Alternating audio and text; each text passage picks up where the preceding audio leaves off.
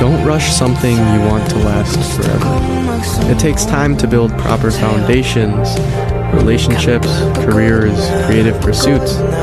Things take time, and it's okay if you don't have everything figured out just yet. Keep going. Mga kamomot, kung napapansin nyo, medyo mahina ang mata ni Momot sa gabi. Hindi dahil puyat siya ha, kundi dahil stock pa ang ilaw natin before kaya mahina talaga. Kaya today guys, upgrade day! Para naman kapag gabi, hindi na si Momot ang nangangapa, kundi ang dilim na ang matatalo. Ayan o, kita nyo sa gilid. Hindi man masyadong tutok ang Camera Pro, ramdam nyo naman kung gaano kaliwanag. Parang sinasabing, hoy gabi, mag-adjust ka naman. At syempre, shoutout sa nag-sponsor. Ayaw daw magpabanggit ng pangalan. Respeto tayo dyan mga boss. Basta alam namin maraming salamat po. Tahimik pero solid. Special thanks din kay Boss Pao ng Yamaha na maayos at malinis na nagkabit ng ilaw ni Momot at kay Boss Bong.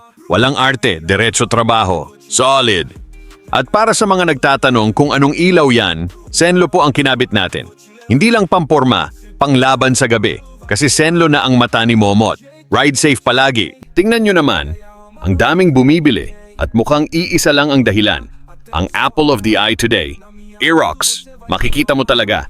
Kapag Aerox ang usapan, hindi lang motor ang binibili, pangarap na rin. Forma, bilis, kumpleto package, kaya hindi na nakakapagtaka. At habang si Momot chill lang sa gilid, parang sinasabi niya, okay lang, spotlight mo muna today. Respeto sa kapwa Yamaha family. Kaya kung nagtataka kayo bakit mainit ang Yamaha store ngayon, isang sagot lang, Aerox effect. Kapag Yamaha ang usapan, walang tanong-tanong. Aerox ang sagot. Ride safe mga boss, JSD Vlogs to, legit ang eksena, totoo ang biyahe. Daquele jeito a noite vem, e a Yamaha não tem pra ninguém.